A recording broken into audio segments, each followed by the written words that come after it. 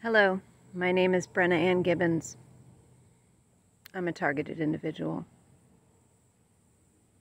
What that means is, for some reason I've been called out by someone and placed on the FISA terrorist watch list. Now, you may be asking, what's that?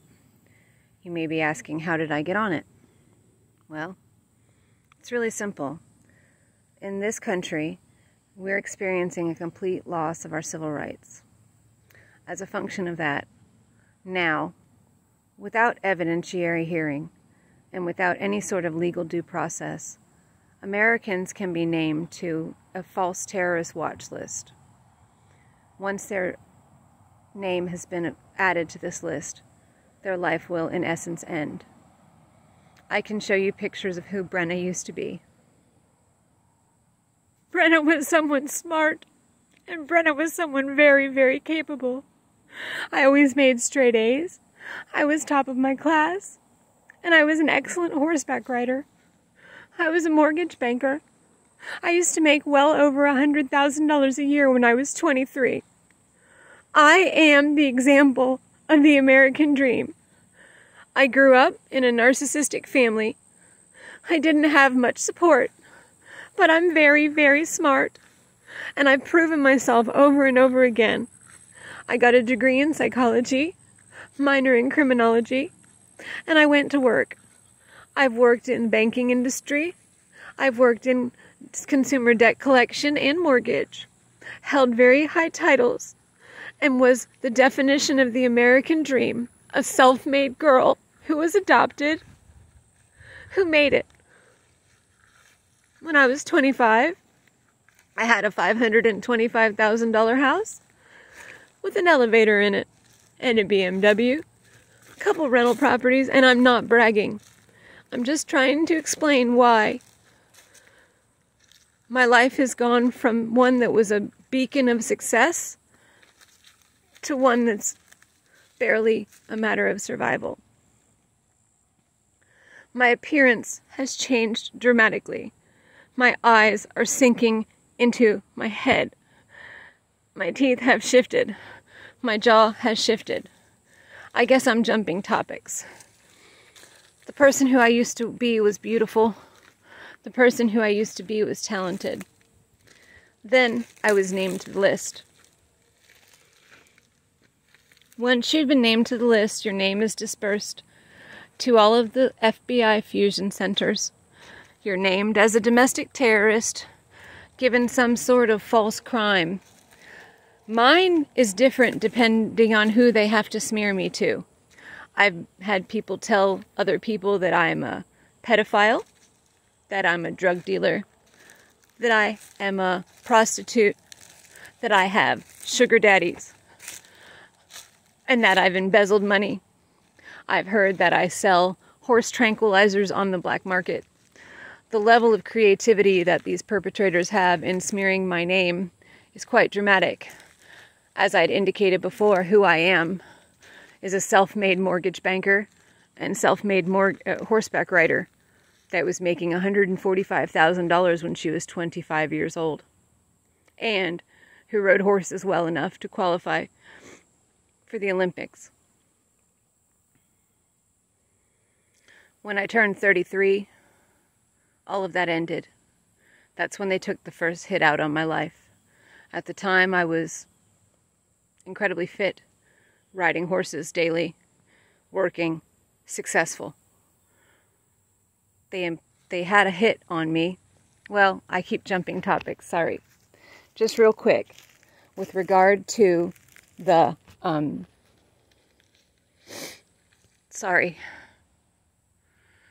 fusion centers. So once your name is dispersed to the fusion centers, then you become on the list. At that point, your name is then dispersed to local businesses, first responders, hospitals, ambulance drivers, tow truck drivers, medics, anybody on from medical university colleges is made aware of your presence in the area, that there's a targeted individual in the area. Then you are assigned a handler whose goal is to basically make your life as difficult as possible every single day. The goal of the program, once the United States has determined that you're a terrorist, is threefold. They want you in jail, they want you institutionalized in a mental hospital, or they want you dead. Since I've been in the program, I've had at least 7 attempted car accidents, most of which have resulted in major accidents. They obviously impact your ability to maintain your driver's license and your insurance. Of course, the whole goal is to snuff you out, so that's not surprising. They've poisoned me. They've locked me in a horse trailer in an attempt to suffocate me. They have gassed me. They utilize weapons on me with regularity. At night, I have a drone that sits over my house and emits radiation and other chemicals of biowarfare. My house has been vandalized. I can show you so much vandalism. They've destroyed my heating unit. They've vandalized my ductwork and removed it from the house. They have damaged the well. They have poisoned the well. They have damaged the well pump. They have damaged the well hardware. They have damaged the well PVC. Upwards of 7 times. Well, 7 total. 7 total. So not upwards, sorry. They slashed tires. I think the hardest thing that they did is personal, because I'm an animal lover. They go after my horses. They've shot them with the crossbow. They've drugged them. They chase them relentlessly. They've poisoned their water. They've cut fencing so that they go into the street. They hit them with electronic weapons. They tamper with their food. I've even had them give my horses an injection, and I come home and they're all laying on the ground. I've had them chase them with trucks and come home and had them laying on the ground, panting for their lives. The day I was hauling horses, they slashed my truck tires and caused me to flip, totaling my truck. I think you see a theme here. So who are these people? These people are organized stalkers that are organized through the fusion centers. Some of them are your standard first responders, your doctors, your nurses, your medical professionals, landlords, business associates. Everybody is made aware of the fact that you're a target. They're offered compensation to harm you. They're offered compensation to destroy your property, destroy your character, smear your name, ruin your business interactions, break up your relationships, throw trash on your yard. I've been enduring this type of torture for 11 years. They've attempted to falsely imprison me once. They shot my horse in the shoulder, and after they shot him, I called 911. When I called 911, the police came out. It was the same officers that never helped me in the past. The chief of police was aware of some of the corruption, and he asked me to call 911 again if the dispatcher sent a certain officer who wasn't taking the complaint seriously. Following the officer's advice, chief of police advice, I called back to 911 and said the chief had told me if you sent these 2 officers to please send different officers. Can you please send different officers? They refused. Sent back the same officers. The officers stood at my gate. They pushed the gate. I was afraid they were going to break the gate. They were not on my property. I was behind my gate on private property. They waited until I put my hand on the gate. Then they reached out, grabbed me by the arm, and body slammed me and threw me into the ground. I've never been the same since that assault. I've been brutalized by these officers. I have bruises all up and down my arms. And when they were cuffing me, the 2 males took turns standing behind me. I noticed in the video, and you can hear in my arrest video, that I noticed their erect penises thrusting on my backside, and the one fondled my breasts extensively.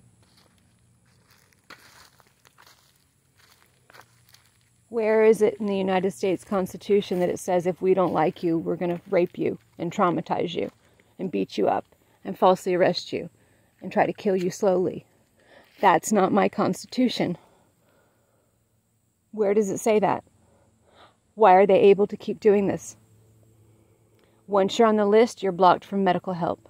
You're blocked from legal help. Your family's contacted. They're offered money.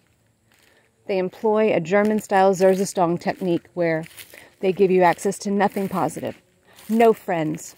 They kill your pets. They poison everything. They break into your home and vandalize things. They move things around so that you think you're going crazy. 11 years I've gone from an Olympic-level athlete with a bright future to a cripple. I could barely walk. To homeless. To living in an RV with brown water and barely any electricity. Because the goal is torture. The worst thing that they do is torture my horses. They chase them. They chase them incessantly. They harm them. Right now, they have control of my eyes. I'm not moving my pupils.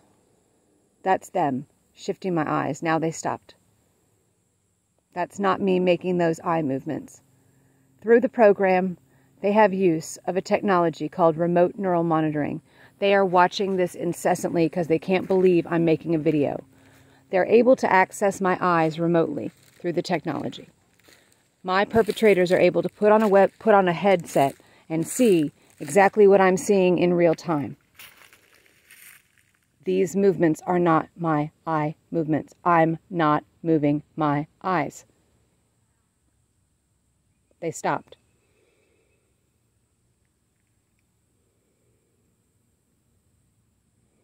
That's them. That's not me.